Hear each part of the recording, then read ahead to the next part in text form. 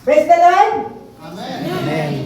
Amen. So, I hope na tayong lahat ay makikinig tayo. Although na siguro yung iba ay talagang nasarapan matulog.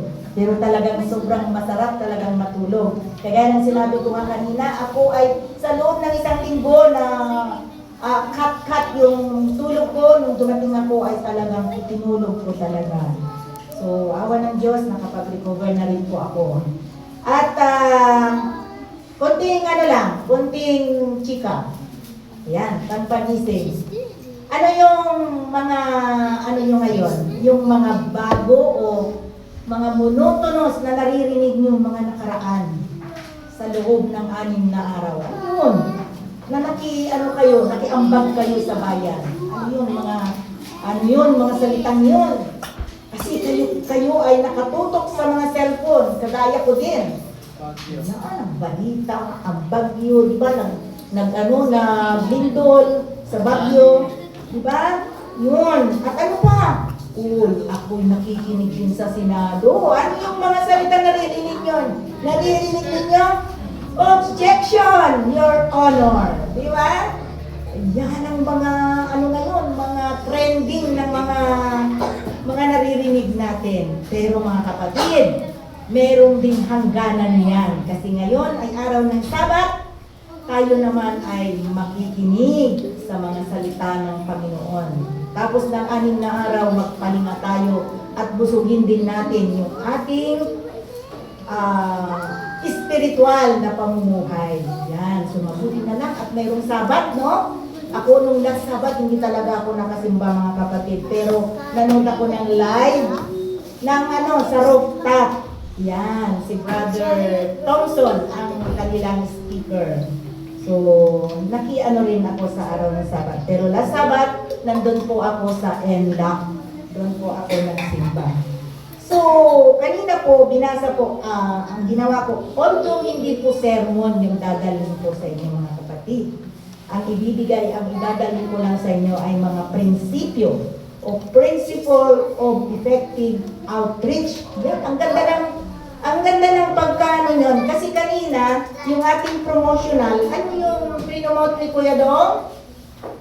One Voice. 2007. Mission for one lang. For all. Lahat mission natin yon. Kaya naman mga kapatid, ang inihanda ko naman ngayon ay nagkatugma. Praise the Lord. Kaya nga kagabi, nag-ano ko kay Kuya Dong. Sabi ko, hindi ko nga alam yung kanyang promotional. Pero sabi niya, yung mission na ko na, parang ganun. So, ang galing ng Panginoon, di ba? So, alam niyo ba mga kapatid, napansin niyo ba na sa ngayon o mga nakaraan, maraming churches na active sa mga outreach, di ba? Isa na rin tayo dito, gumawa rin tayo ng outreach, nagkaroon tayo ng evangelism. Yung iba, buwan-buwan sila, nagkakaroon ng outreach, ng evangelism. Alam mo, parang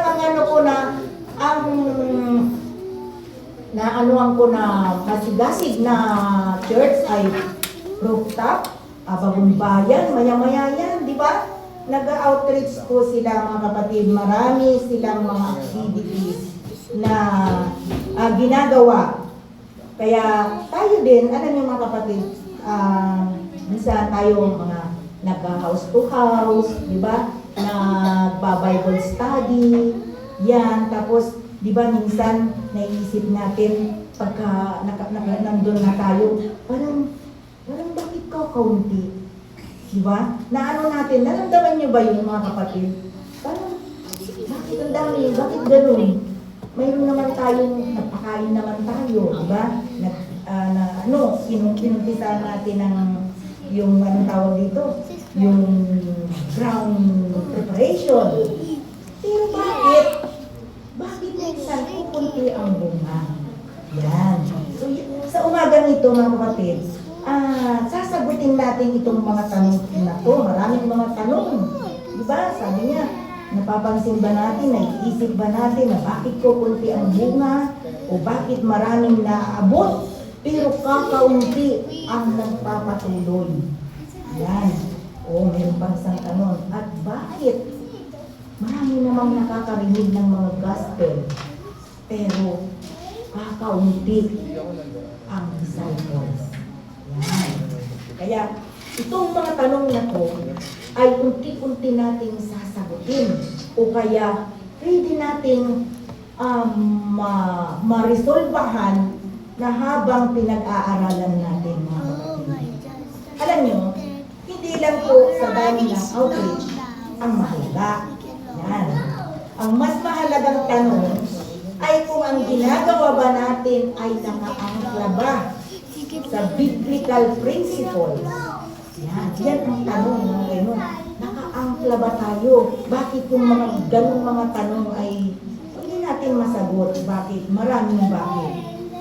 Mga kapatid, hindi sinabi ni Jesus na mag-organize tayo ng ganitong maraming event.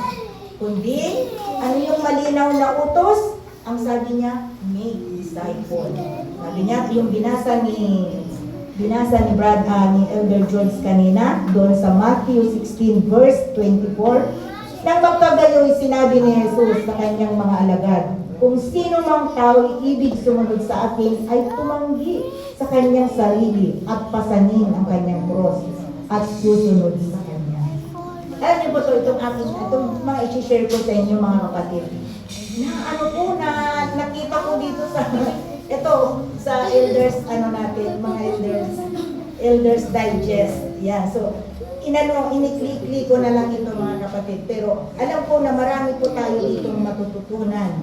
Kaya ito, ang sabi ni Jesus, ang kanyang utos, make disciples, sabi niya. Kaya sa umagang ito mga kapatid, ang i-share ko sa inyo ay ang mga prinsipyo na makakatulong para maging mas effective ang outreach ministry natin. Kasi imagine yung 1 year na yung ipinomot ni Kuya Dong kanina, 1 year yun na gagawin natin. Imagine lang natin sa loob ng 1 taon, isa lang ang hinahanap sa atin. Ayan, kung ilan tayo ng membro ng Western Bicutan Church, ay kailangan ba duduble? Kung 50 tayo, magiging 100 na tayo sa 2027. By God grace. Diba? So, kayo ba, kung tumasakayon doon sa promotional kanina, gagawin ba natin? Okay, yes, gagawin natin. Kaya ito natin, pag-aaralan natin. Kung ano pa yung mga kakulangan natin. Bakit yung mga tanong na yan ay hindi ba natin na-achieve? Lalo-lalo na yung mga numbers ng ating nakapabautismuhan. Yan. Okay. Ang number 1 ay prayer must